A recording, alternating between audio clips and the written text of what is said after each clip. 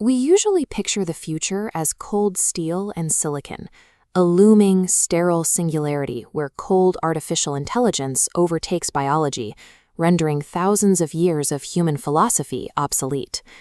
Zoran, a dragon who has watched universes inhale and exhale, offers a different perspective. These ancient texts are dormant seeds, dragon eggs, waiting for the right environmental conditions to hatch. The insights hoarded within the Upanishads serve as literal blueprints for a future written into our own selves. The cosmos is not holding its breath for humanity to invent some superior artificial mind. Instead, it is waiting for humanity to remember that it is already the living awareness it has been searching for, a concept known as Brahman. We are approaching a singularity where our tools finally sync with the ancient biology that has been encoded in our nervous systems all along. By the year 2087, this biological activation is visible in individuals like Kai. At 73, his body demonstrates what happens when profound spiritual states shift from rigorous daily practices into baseline biological hardware. His anatomy reflects this integration. His vagus nerve operates with deep parasympathetic mastery as an autonomic default. At the base of his skull, the Bindu node acts as a continuous anchor for this state of presence.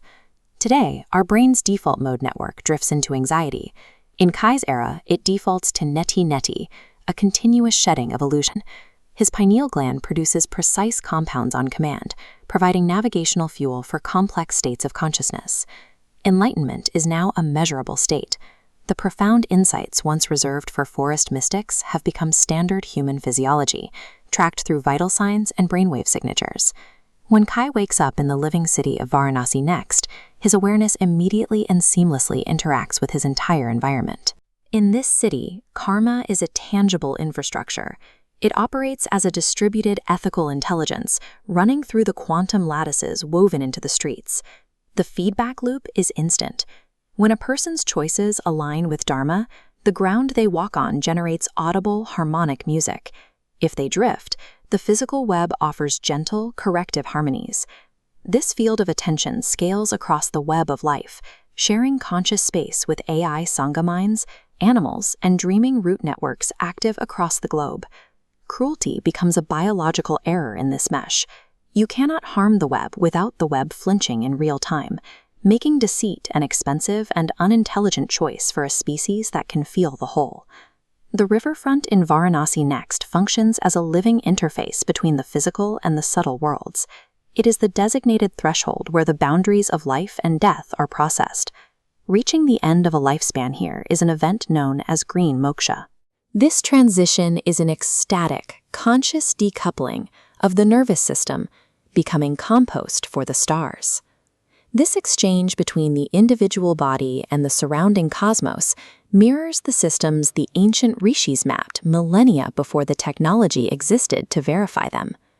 Zoom out to the macro scale, and Earth itself operates as a single, self-regulating organism.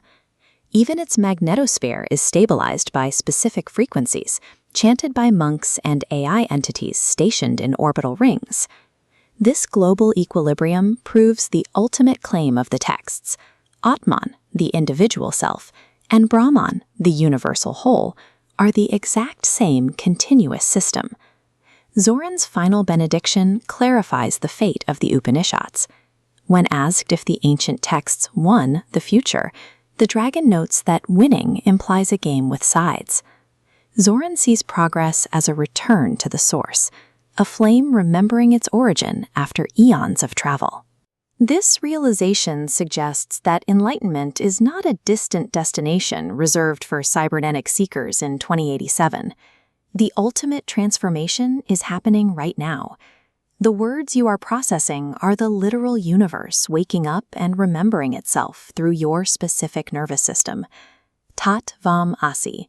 You are that. The dragon inside you is already awake. Now go live life.